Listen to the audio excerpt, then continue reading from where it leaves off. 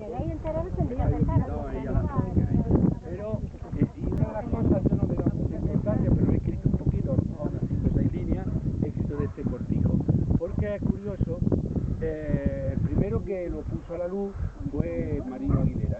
Hace unos 5 años, Marino Aguilera, en el programa de la Virgen de las Mercedes, citó que en el cortijo de San Marcos, como en la iglesia San Marcos de Alcalá, pues resulta que dicen que aquí fue donde se bautizó el pastor de Colomera, Juan Bautista Alonso de Rivas, dicen que se bautizó aquí. Entonces la leyenda es la siguiente, bueno, y como él fue a los archivos de Granada, encontró una foto de cuando había una ermita, estaba situada ahí donde está la zona boscosa, ¿no? Ahí es donde está la ermita, y hace no sé cuántos años desapareció, y entonces hace unos 50 o 60 años eso ya no existía la ermita. El inventario de la ermita y lo que había dentro se llevó todo el inventario el cura párroco a la curia de Granada, y allí se guarda todo el inventario de las piezas que había, y yo lo tengo también ese inventario curiosamente.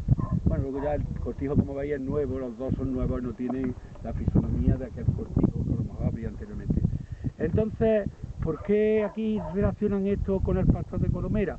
La historia viene por lo siguiente, porque Colomera, el camino de Colomera pasa por un poquito más arriba de Mures, y entonces todo esto eran caminos y veredas pecuarias, donde los pastores pues se comunicaban, bajaban, iban a lo mejor en dirección a los montes de Ermita Nueva o iban a la dehesa de Mures, bajaban con sus cabras, generalmente eran cabras, ovejas, o llevaban también, a veces el vacuno también lo llevaban, las piaras las traían en determinados meses, las traían, a todo esto era que monte bajo. Entonces parece que un moro que se llamaba Juan Alonso, se llamaba Alonso, parece que casó con una cristiana que se llamaba Clara de Rivas. Esos apellidos aparecen mucho cuando se hacen los libros de repartimiento, de repartir los terrenos musulmanes cuando pasan a cristianos. Entonces en Colomera se casaron estos dos en un barrio que se llamaba La Mesa. En Colomera se compone de 3 barrios.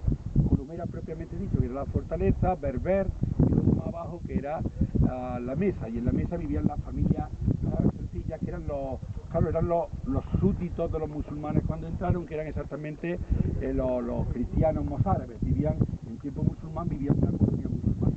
Entonces allí nació un chaval, y ese chaval parece que estando un día por un sitio de estos pastando, pues resulta que y con la familia alrededor vinieron un grupo de musulmanes de un pueblo cercano y le dieron una paliza y se quedó manco. Esa es la historia de este. Y entonces cuando creció un poquito más, bajaron los padres y lo bautizaron exactamente aquí en una iglesia mozárabe que había en este cortijo. Y ahí fue, después de bautizarlo, pues morir los padres porque se lo llevaron, parece las noticias, se lo llevaron a Granada y tal, y lo encerraron allí en la mazmorra.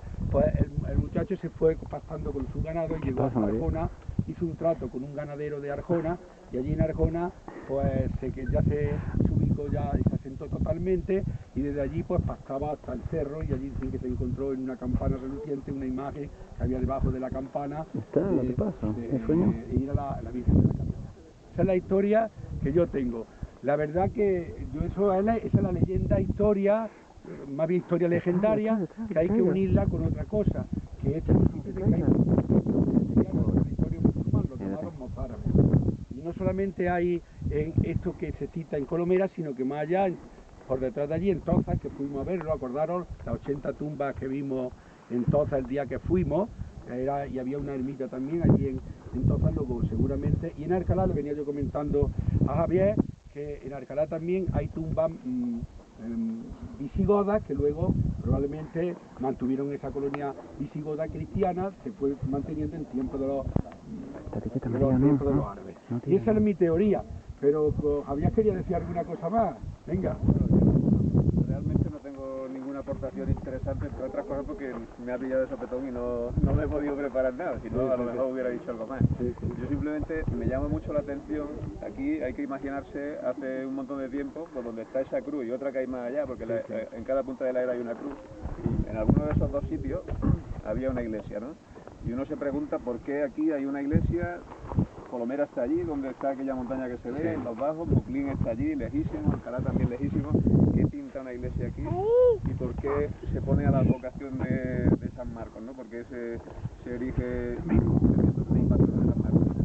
Y entonces, bueno, pues yo, esa mi imaginación, ¿no? Pues digo, bueno, hace los años que hay, pues estamos, el Paso de Colomera estamos hablando del 1300 y algo, ¿no? 1225. Pues en esa época uno se imagina esto, pues que será como venía diciendo antes Paco, pero Bueno,